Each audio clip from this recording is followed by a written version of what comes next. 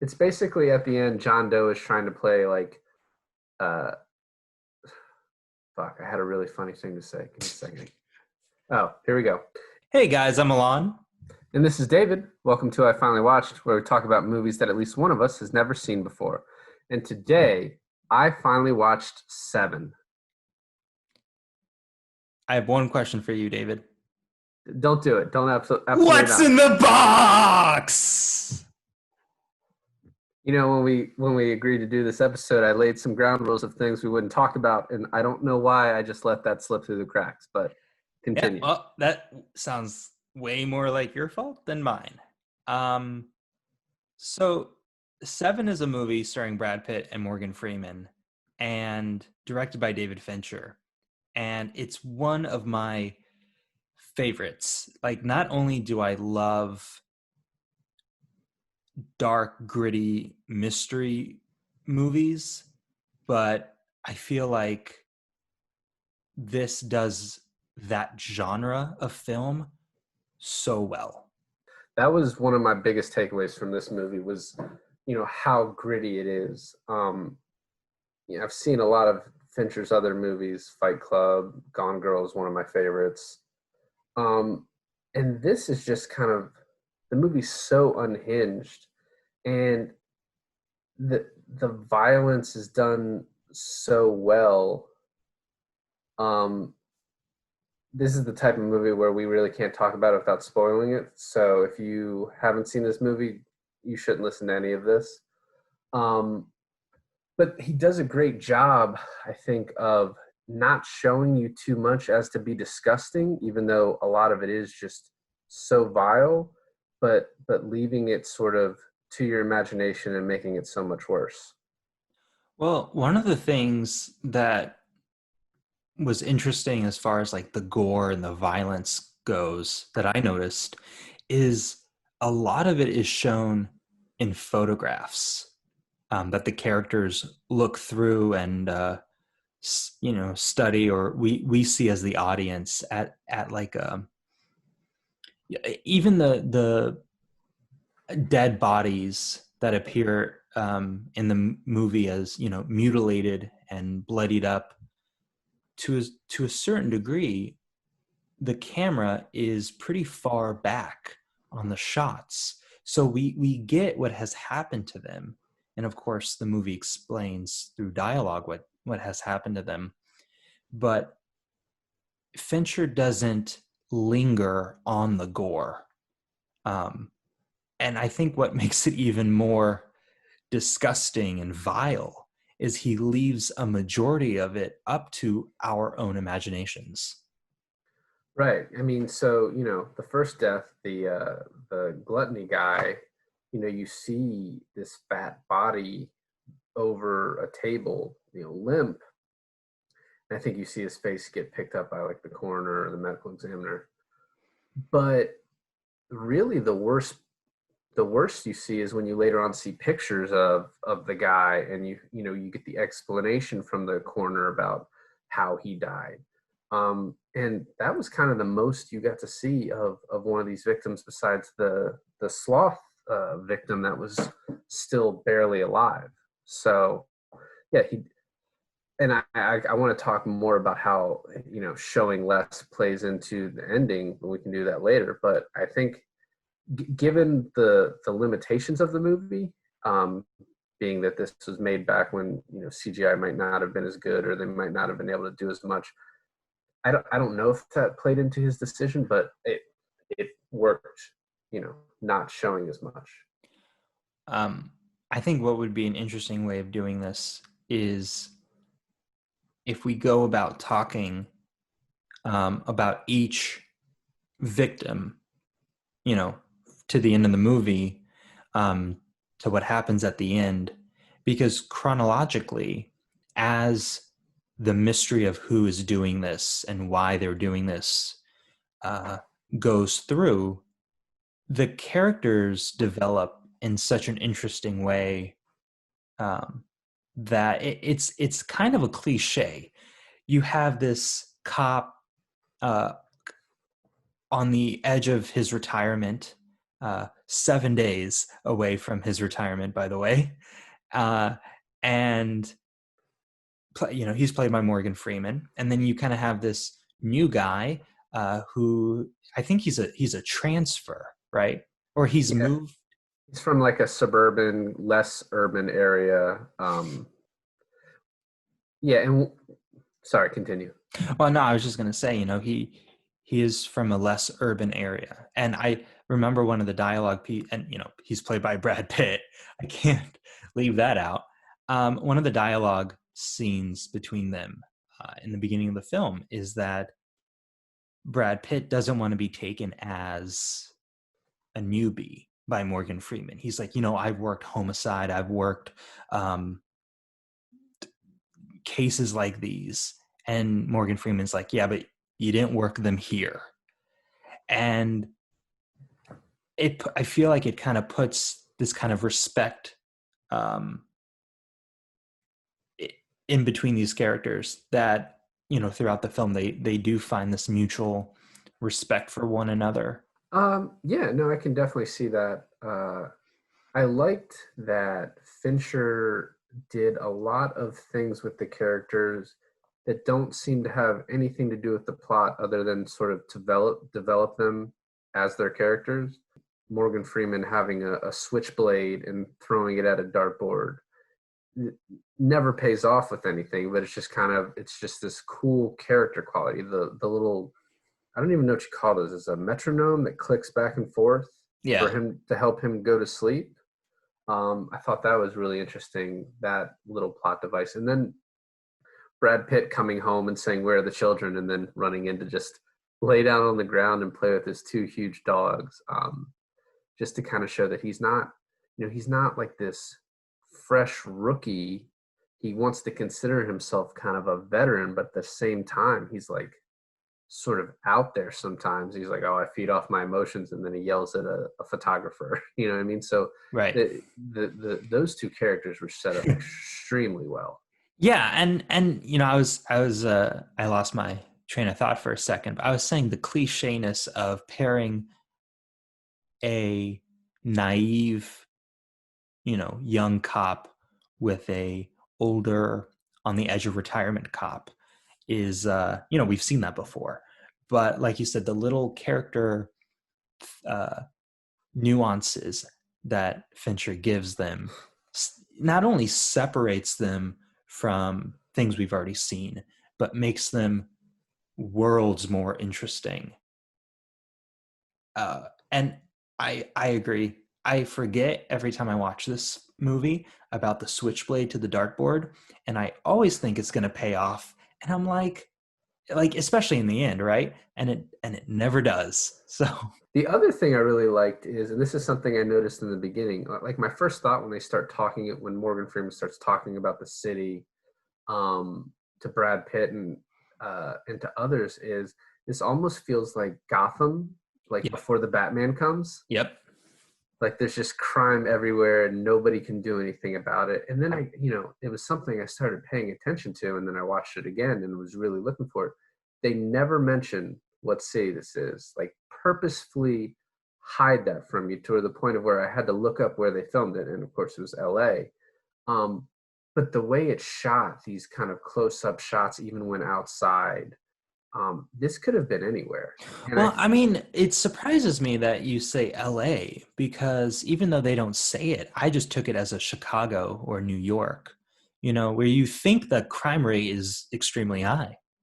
right, no, I think that was maybe the point of it, but that's what I'm saying. The shooting of it, even when outside, and the apartments inside kind of look like crappy big city apartments. And so yeah, when I was watching, I was really paying close attention to the point even at the end when they're driving out of the city and there's a sign that says population like 8 million people, and then it just says city limit, not LA city limit, not Chicago city limit, not New York city limit, just city limit in big letters. And it's like I think Fincher really, unless I missed something, really didn't want to put a name on what city this was, but wanted to kind of leave it open as like this could be any big metropolitan area, something this disturbed could happen. Now that you mentioned Batman, how this movie plays out and ends. It I didn't really think about this before, but it does have a very like what if this was like a Batman villain behind all this, like the MO and everything like that. Because the crimes and the uh, psychology behind it is kind of like that bigness that you would expect out of like like a comic book villain. Which of course you've had the villain in this movie play Lex Luthor before. So um, Right, right.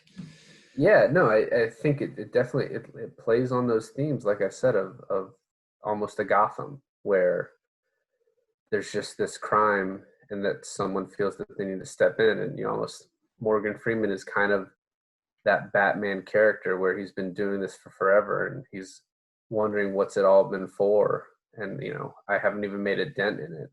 Then you have this wide-eyed Brad Pitt, I guess you can call him Robin, come in and think that he can make a difference. Right. Well, I was kind of thinking like if this was like Commissioner Gordon trying to take on the Joker without a Batman, like how would that play out? And I feel like it would play out almost exactly the way the movie actually played out. We'll get to the ending in a second, but I do want to talk about you talked about gluttony, but I want to talk about the lawyer, which was greed, right? Correct. I feel like, this movie being as old as it is, and when it first came out, the reveal is that Kevin Spacey is the villain. So we're just going to get that out of the way.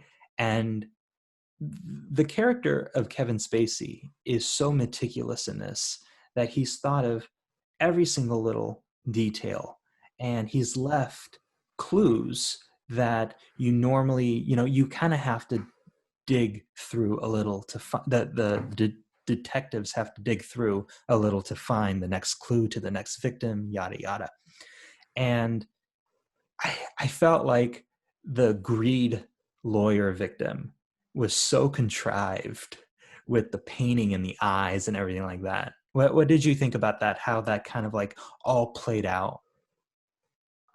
No, I mean, I liked it. It was my first, it's my first viewing, but I thought this also played very much like well, Batman's basically a noir, but like a noir mystery. And so you have this Morgan Freeman character who is always kind of looking at all the angles to see like, oh, well, this looks obvious. The first scene is him at a murder scene that looks so obvious. And he's like, oh, well, did the kid witness it? Did someone talk to him? And so I like the puzzle aspect of it. Um, and I also like that they didn't really explain, there was very little backstory on John Doe, the murderer. And so I liked how there's this puzzle, but it's not really explained why it's a puzzle. You know what I mean? Or, his thought process into making it a puzzle, and whether he even believes there were detectives capable of solving this, because some of these murders, like Sloth would have never been found. You know Hmm. what I mean? So, Well, I mean, the well, that's kind of what I mean. Like, so you have he didn't really need to leave a clue for greed because greed was so high profile, he was going to be found anyways. And it's interesting. I think um, maybe the movie does explain this, and I missed it, but all these murders have already happened, and it's in the way that John Doe wants to reveal them, right? um, So, like, hold on, for example, like they found gluttony first, right. but I feel like they were meant to find greed first. No, I don't think No. so. No, Okay. one kind of red herring that's thrown out in the beginning is after Brad Pitt like reads the cliff notes, which I thought was really funny that he has an officer go get him the cliff notes of all these books that Morgan Freeman told him to read. Hmm. Um, but a little red herring thrown out there is like, oh, I thought pride was supposed to be first. So then you're like, oh crap, like where is, is there these others? Because some of them are out of order. But I think gluttony was supposed to be first, Okay. because Brad Pitt even says, oh, the person had to come in on a Friday because they know that the lawyer went in on a Friday. So gluttony, I think, died first, and then greed. And which led to sloth. Right. And sloth was the only one that was sort of pre planned so long ago. Sloth, I remember watching this for the first time, and that jump scare still I know it's coming, I see it coming, but it still shakes me when the guy wakes up. It still gets me. What I think even was worse for me was the pictures, the Polaroids they found of the guy, of his deterioration, and Hmm. like one of the final ones of him just screaming into the camera. Like each each murder is more disturbing than the last, to where I can't really pick one that is like, if you laid them out to me and asked me like which one would I pick, I would probably pick John Doe just getting shot in the head. But like I don't think that's an option. But all the others, the first four or five are just awful. I also feel like less and less.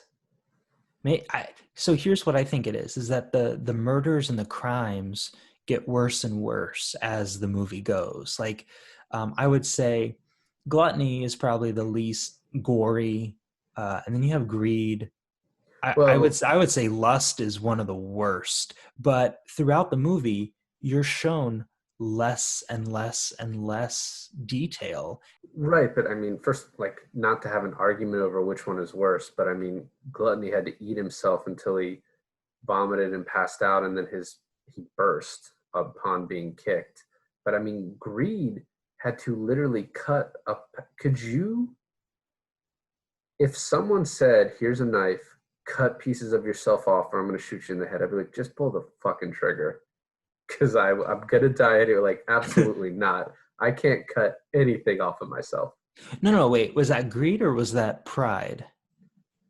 Greed had to cut a pound of flesh off, and he John Doe had a scale set up in front of him. One side had like a pound weight in it, and Greed had to cut pieces of his flesh off until it equaled a pound. Oh yeah, yeah, yeah. But if I'm not mistaken, Pride also cut her face, right? I think he cut her face. He cut her face. Okay. The one that gets me, I mean, yeah, sloth gets me in the jump scare, but man, lust is just brutal. Like, oh, brutal. No, I'm really, yeah, no, absolutely. I think the way, and I want to get back to sloth in a second, but the way that they set up lust, you see there, this is, and we got to go back to the apartment too. We're jumping ahead, but they find this receipt for this leather store. They go into this leather store, and the guy shows them a picture, a Polaroid of this outfit he created for John Doe. We don't get to see it. Then we find out that they found the lust victim. We go to this prostitute house. It's called a brothel. I don't think we've had this argument before, but they go to this den of iniquity and find this guy freaking out and a woman's dead body that we don't get to see. And then they then get put into these interrogation cells. The owner of the brothel and the guy who was freaking out. And then when you finally see this costume, it is so jarring.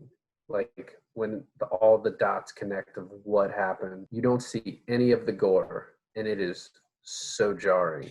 Well, that's kind of what I mean. I think it's one of the worst deaths, uh, as far as like horribleness goes, but you just don't see it. And Fincher, his reveals are so, like, in Gone Girl, I feel like that whole movie is just one big reveal, and he does it in such a, a way that I can't think of a director that does it in such a way that he does. Um, And like you said, you don't see the photograph, you don't know what they're talking about. And then when you do, and it comes together in the most horrific way, he's just kind of a master of that. No, absolutely. And one thing I noticed, and I know we had this discussion on Cape Fear about whether Robert De Niro was the maid when you first see him in the kitchen. Mm-hmm. And when I was first watched this movie, and you see that photographer, and he comes in and he's taking photos, and Brad Pitt yells at him. And then later on, Brad Pitt's like, "Oh, that was the photographer." I immediately was like, "Oh, well, that wasn't." I knew Kevin Spacey was the reveal in this movie because I had a couple things like, I don't know, ruined for me. This movie's 25 years old, but I knew that Kevin Spacey was the big reveal at the end, and I was like, that wasn't Kevin Spacey. Like, this is another example of they had someone else do that part. And so when I watched it again and I paid special attention to that scene, I was like, holy crap, that is Kevin Spacey, and you can tell it from the voice, and you can sort of they obstruct his face, but I was like, oh wow, that was so well done, to have him in there, because what I love about that scene is the detectives don't pay attention to it, but neither do we. Mm-hmm. I'm going to speak for the entire audience that has ever seen this, but I don't think anyone caught that. Well, you're not supposed to, right? Because I think it, if I remember correctly, the movie was in that scene, it was the comment of him feeding off his anger, right? Right. I feed off my I emotions. feed off my emotions. And it was also kind of uh, right after he pushes the photographer away down the stairs. He's like, how do these, assholes get in here? And Morgan Freeman's like, oh, cops pay them. It's like really good money. And Photographers pay the cops. yeah, photographers pay the cops for information. And those details, they kind of bombard the audience with that to be like, pay attention to this stuff, like a smoke screen, and don't pay attention to the extra photographer that we have here. What's also funny is those two details also pay off in the end because of Brad Pitt's emotions and because of the ability to pay officers for information they shouldn't be giving out. And those aren't things you're obviously going to catch until you know how it ends. You said you wanted to go back and talk about Sloth. Oh, well, this is also another Cape Fear connection. So, but the music when they are on their way to find Victor, the police chief and all the SWAT guys are like, "This is the guy, we're gonna go get him," and then these really loud horns, and it is so similar to the music you hear when Max Cady is on the screen in Cape Fear, which is really interesting. The music is so in your face in this movie, but that one in particular was fairly interesting. Mm-hmm. And then there's obviously, we're trying to do this in order, but I'm just going to get to it now. The music when Brad Pitt gets into bed with Gwyneth Paltrow, sort of near the end of the movie, and he tells her, "Oh, I love you so much," and she says, "I know, I love you too." There's this weird music going on that's kind of eerie, and it makes no real sense given that scene, and what's going on there until you know how it ends, and then it's kind of the foreshadowing that Fincher does in this movie, and we can talk about it more later, but the foreshadowing is so good upon second watch, which when you follow this up with Fight Club a few years, 4 years later, he's really good at leaving breadcrumbs. Yeah, and yeah, I mean, I have another detail, but we'll like you said, we'll get more into that towards the end. Now, one thing was interesting is that um, when they track down John Doe's apartment and they knock on the door, he's not home, and then he's like getting groceries, coming back from like groceries down the hallway, and that whole chase scene. It's one of my favorite parts in the movie. It happens right in the middle of the movie where it's, kind of like the tipping point. Are they going to get him? And then how's the story going to unfold if they do? Or does he get away? And how does the story unfold if he does? And he gets away, but not after just playing this like huge power move, um, where after like, I don't know, it's like a 5-6 minute chase scene through these alleys, apartment complex floors and stairways, he uh, gets the jump on Brad Pitt, knocks him down, and pulls a gun on him. And he could just end him right there. And he could, not only that, but he could probably ended him, turned around and shot Morgan Freeman, and just the whole movie would have been done right then and there. But just the, his plan, and you kind of, as the movie progresses, you get a better picture of this guy's master plan. Well, I think also too, like the movie turns on a dime when they find his apartment. Because after they find his apartment, like everything changes. First, they go in and I really love the detail of seeing each exhibit of each murder. The first one, it's these kind of cases that have like the spaghetti sauce, and then the books from the lawyer's office. Mm-hmm. But after that, they then get a phone call from John Doe, and he says, sorry, I had to hurt one of you, which, along with saying, well, now I'm going to have to change my timeline, it kind of makes me wonder, and this leads to the end of the movie, but did he have those plans for Brad Pitt and his wife all along, or Right. did by finding this apartment they set in motion a completely different ending to how John Doe completed his great work? Yeah, and was it always supposed to be Brad Pitt and his wife, or was it just supposed to be the cop and his wife that found him? Like, how set up was this? At the end of the movie, when they have him in the back of the cop car, there's this like whole dialogue scene which tells you everything you need to know, but also tells you nothing. Uh, eh, so, without getting too much into it, he says that you only caught me because I let you. And he's like, nah. Brad Pitt's like, nope, I'm not buying that. We, we found your apartment. And he's like, yeah, but I got away.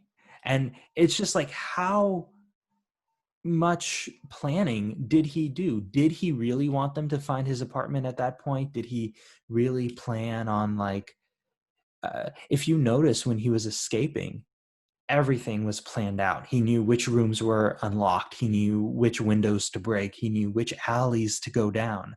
So it, it's the reality of it is how much are you willing to believe on how much he had planned?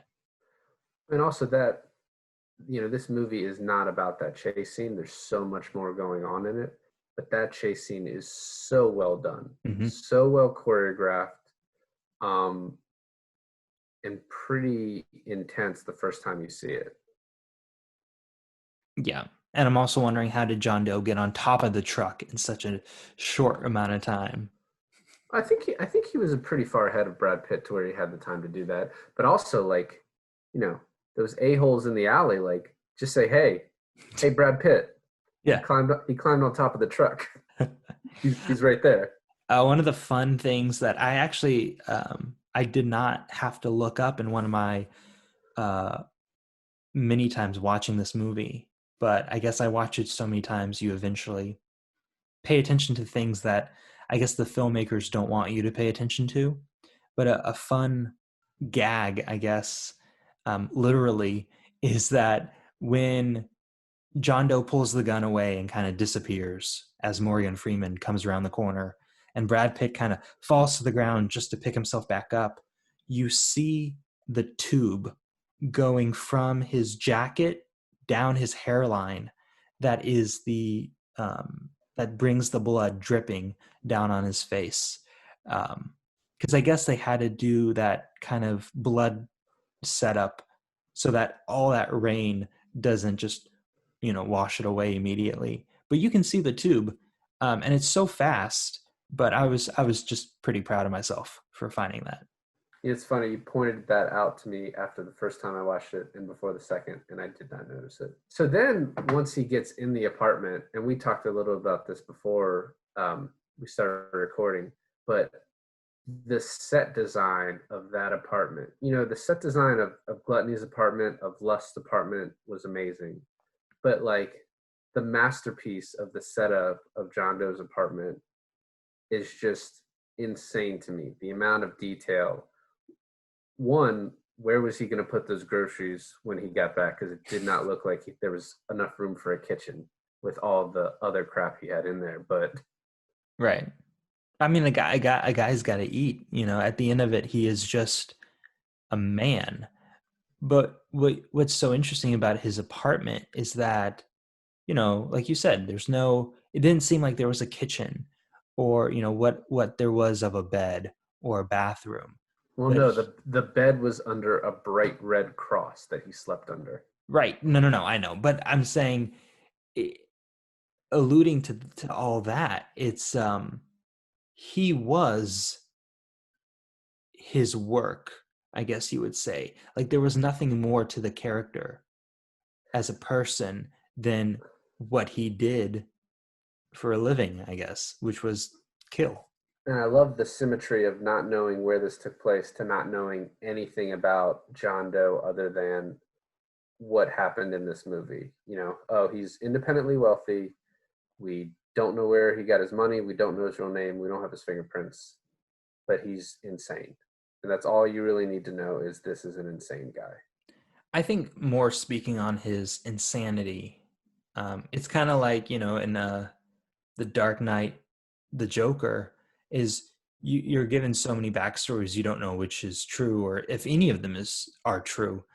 And for his explanation on why he does all this at the end of the movie, do you believe any of that? Like he feels like he was anointed by a higher power, or do you think it was all like BS?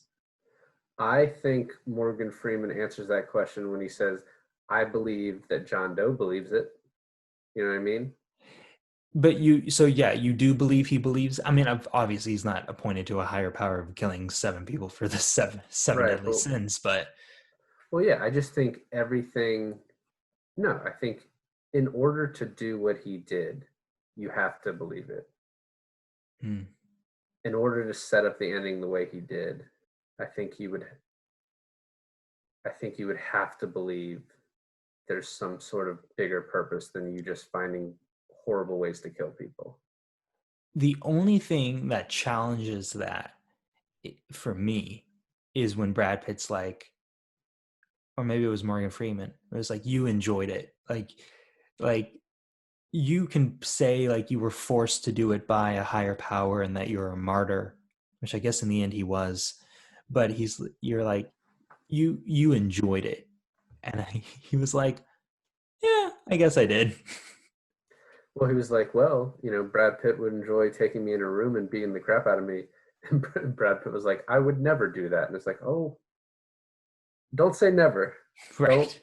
I also in that scene when they're in the car driving out to the field, Brad Pitt wired up and Morgan Freeman wired up, and Brad Pitt's like, by the way, you're clearly insane, right? And like, so do insane people know they're insane? Because you're like the most insane person I've ever. Like, what are you doing, Brad Pitt? This guy just admitted to everything. The only thing that could get him off is an insanity plea. Why are you telling a recording device that he's insane? Yeah, I mean it's kind of the dialogue from Brad Pitt is kind of funny. It's this like huge taunting, like a dick measuring contest, and he's just like taunting him and taunting him. And if you know how this movie is going to end, you're like, oh man, you just wish it goes down a different way. When it's also kind of like the pride comes before the fall. You know what I mean? Brad Pitt's like, oh, we got him. There's not, you're in custody. There's nothing more you can do to me or anyone else. So I can treat you as horribly as I want, which I mean, you don't need to treat this guy nice, but, and John Doe just sitting there like, you don't know what's coming. You're going to find out.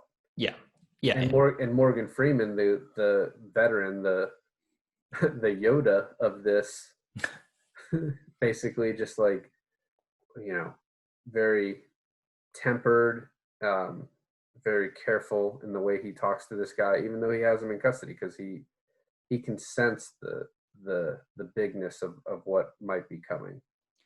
You know, there's so many um, lines of dialogue in this movie that are just so great.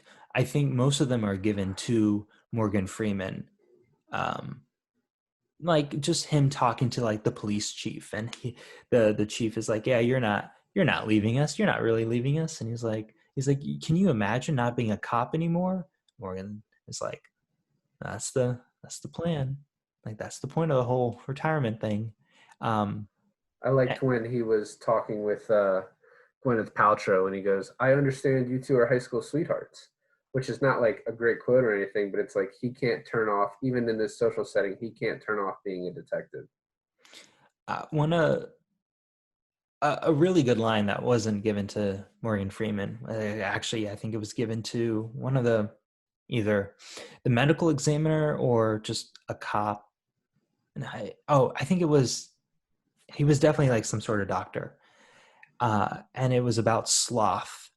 That's right. So what happened was is that they brought Sloth into the hospital, and Brad Pitt asked him if he's said anything, and the medical guy was like,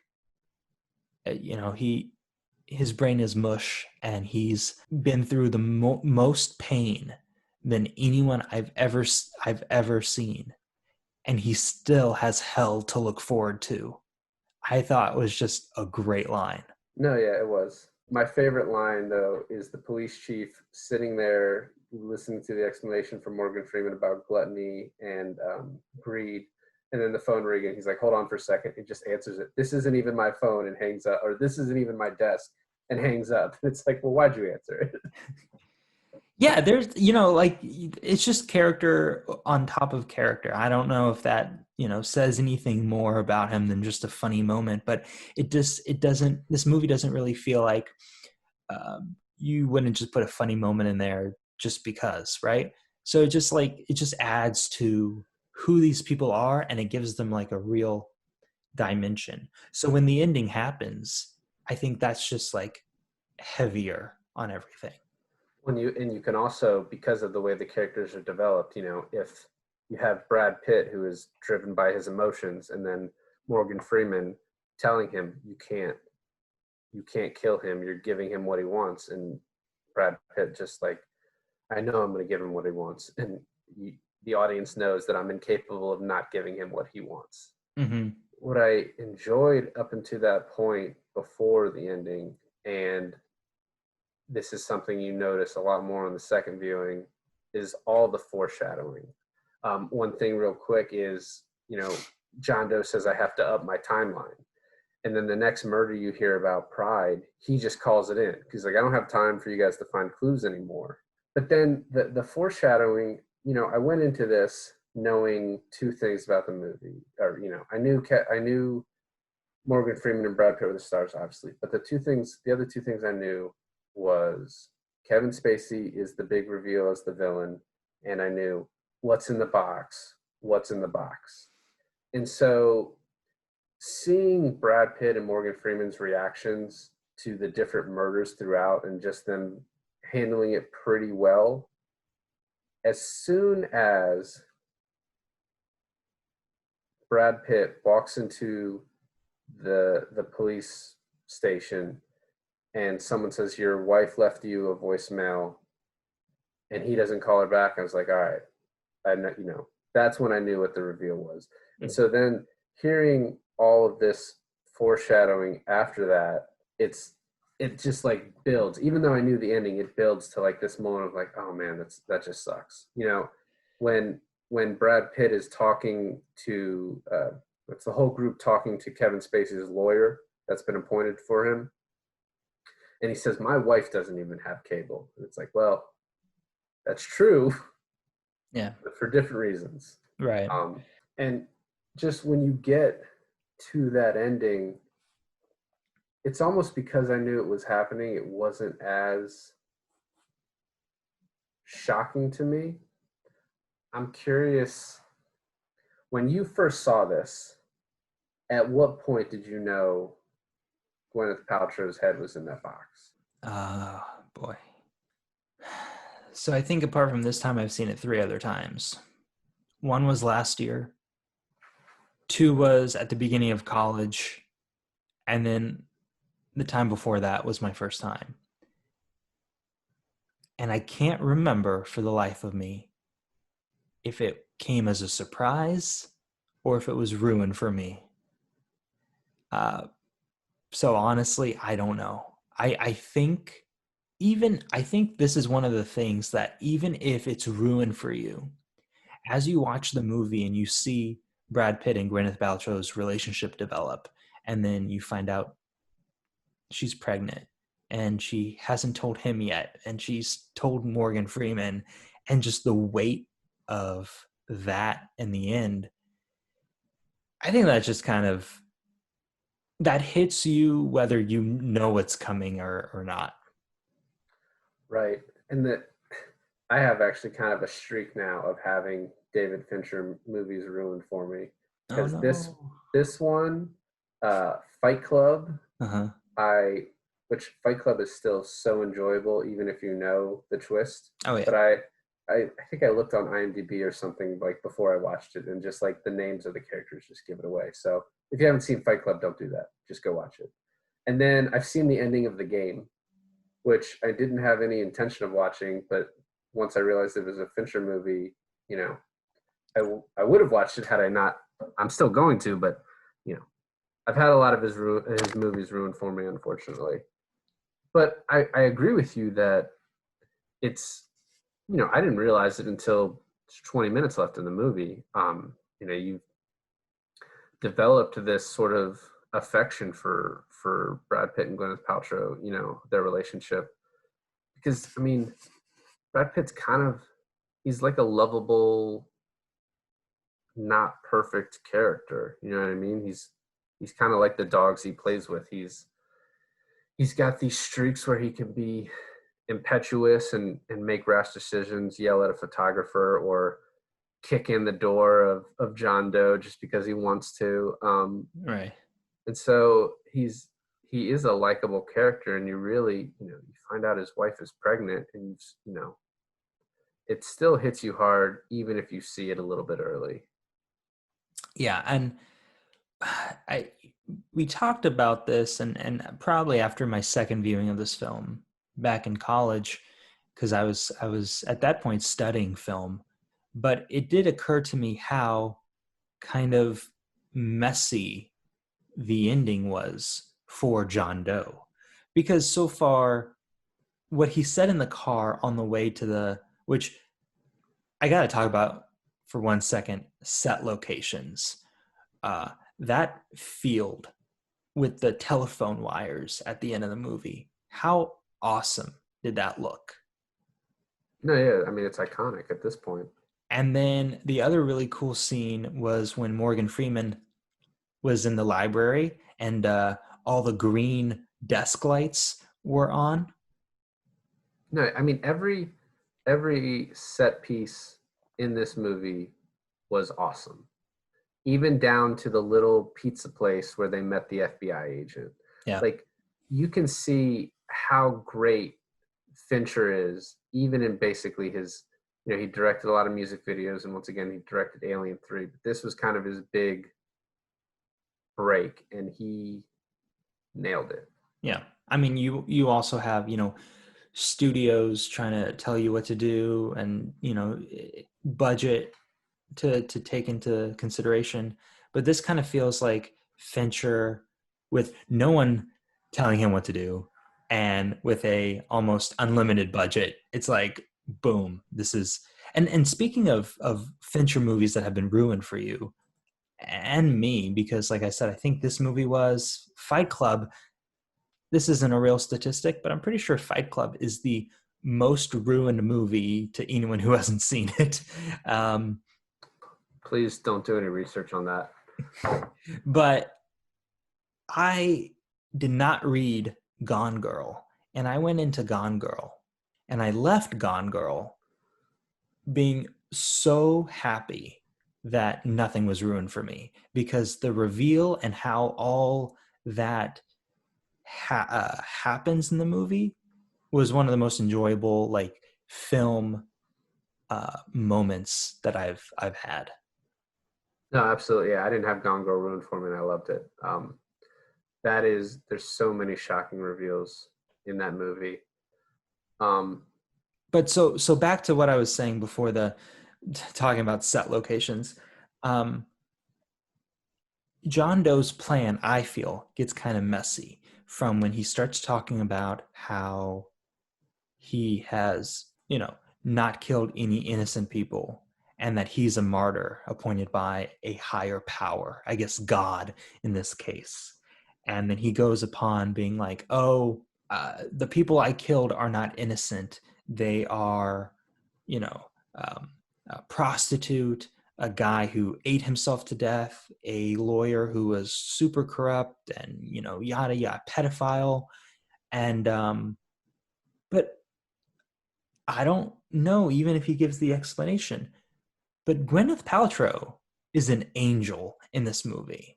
yeah, she's pretty cool.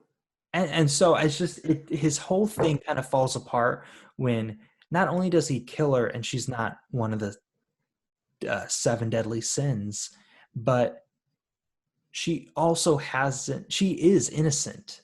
Yeah, I mean, I think the logic you could make is that Gwyneth Paltrow is killed, and her connection to Brad Pitt, who is wrath, caused his wrath to kill Envy. But the whole John Doe calling himself Envy too kind of is a little weak. He's like, oh, I Stupid. guess I'm. He's like, oh, hey, and I guess I'm Envy because I envied your life. Ha ha ha! Please shoot me. Yeah, I envied your life, so that death is envy. And then I guess I ruined your life by ruining your police career and killing your wife and baby. And so you're dead too, like metaphorically. It was And I'm like, basic. just It's ba- messy. It's basically like at the end, John Doe is trying to play like seven deadly sins bingo, and just like, all right, yeah, this one works. Wrap it up. Like we're done here. Well, that kind of leads to what we were talking about earlier, is that was his plan always, to terrorize the family of the cop that is going to bring him down? Or did he have a different like plan and play that didn't involve Brad Pitt and Gwyneth Paltrow? So then it's like, because the ending was messy for him, that makes me think, oh, he had a different plan. And if he had a different plan, then where are the bodies for those people? Yeah, I mean, I think the sloth death is the only one that he planned way out in advance. And so I think I like that it's left open ended. Was his plan all along to go after, the detective assigned to it? He's so meticulous in how he planned this out, but there's no way he could plan that Brad Pitt and Morgan Freeman would be assigned to this. So I do like how they left it a little wide open. Was this the original plan, or did things change once his apartment was found? I also like, there's a lot of details left unsaid that were put in there, but then, aren't mentioned. I mentioned before the cases that have like the spaghetti sauce and the law books and like the sloth stuff. I liked that they didn't, go into some like hyper explanation about, oh, serial killers like to keep totems of their victims. I like that they just showed it and, they kind of moved on. I I would have been so pissed if I had to be the set designer for Fincher on this because there's so much just extraneous stuff that was never used. But it really adds to, the movie, these extra bits. Well, what I think was kind of a payoff for the set designer is that in the opening credits, when you see, I guess, presumably John Doe writing and scratching off and cutting and sewing all these notes and evidence files and whatnot, I believe those are the set designer's hands, with makeup and bandages and stuff. But that's either him or Fincher doing all that work being shot. So some of it that wasn't seen in the actual movie, I guess you could say, got caught um, in the opening title sequence.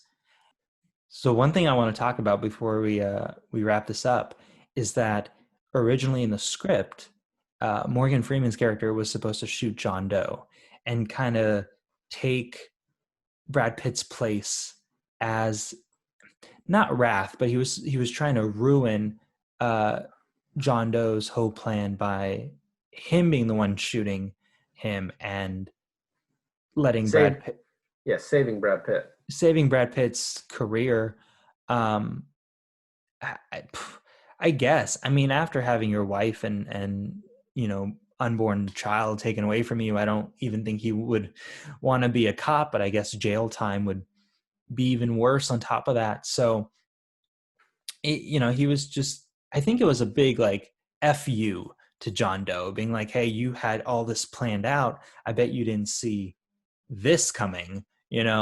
And Fincher obviously didn't do that. Fincher let Brad Pitt uh, kill him and complete the perfect. I don't know what he was even trying to accomplish, but whatever he was trying to do. And I think I always kind of told myself, oh, I wish he did that one. I wish Morgan Freeman killed him instead of Brad. But looking back on it now, the grittiness and dark themes throughout the whole film are just exemplified by the ending that we do get. And so, even though it's not the most satisfying ending, I think it's the ending that is the most appropriate for the rest of the film we've watched. I agree. The ending of this movie really reminds me of Rosemary's Baby. In the ending of Rosemary's Baby, I've I'm gonna never seen it. What are you doing? really? Yeah, I've never seen Rosemary's Baby. Are you gonna ruin it for me? All right, go ahead. Well, fuck. I mean, do you know how Rosemary's Baby ends? The baby's the devil, and that's all I know. All right, well, fucking good. Then you have the movie ruined for you. Now it's gonna be slightly ruined more for you. Okay. In the ending of Rosemary's Baby, she figures out that her child that was stolen from her is half her child and half the devil's child. And you're kind of hoping that she murders the baby, but she doesn't. She ends up kind of looking like she might love the baby. And it would be a much more satisfying ending as a person who's like invested in the movie to see her kill the baby. It would be a much more satisfying ending to see Morgan Freeman shoot Kevin Spacey in the head. But from a filmmaking perspective, it's so much more effective and it affects you as an audience member to see her love that baby and to see Brad Pitt give John Doe exactly what he wants. And you don't get a happy ending. You get like a real world ending. And so it's just so much more. It's not the ending I want. You've made so many Batman references since I brought up this reminded me of Gotham. And so I guess I'll finish this off. It's not the ending we want, but it's the ending we need. And one thing, because this movie is so plot driven, we haven't talked about the actors, which I feel is kind of a mistake on our part. Like, Right. and obviously, Morgan Freeman and Brad Pitt are amazing in most things they do, and this. And Gwyneth Paltrow is great as well. Yep. But one thing, when you go back and watch movies you haven't seen, you recognize all these faces that you know now, but like, oh, that guy's in there. And Yeah. Like you learn along the way. like Richard Roundtree, who most people just know as Shaft, is in this Oh as yeah, the Shaft. as the Yeah. DA, their sergeant. Arlie Ermy, who is best known from Full Metal Jacket, but I know from Saving Silverman mostly. Okay. Probably my fault. And then John C. McGinley, who most people know as Dr. Cox from Scrubs, and I Yeah. also love him in Office Space. So like it's cool to see those people in this movie. So Seven definitely falls into my top, 10 favorite movies. Uh, I would say number 7 of my top favorite movies. That's bad. But I like again, I think I know your answer. But would you watch this again? And how much did you love this movie? I loved it. I'm gonna need a break from it for a while just to get some of the images out of my head that were in this, but I'll absolutely watch this again. Well, thanks for listening. Today I finally watched Seven, and we will see you guys next time. Bye.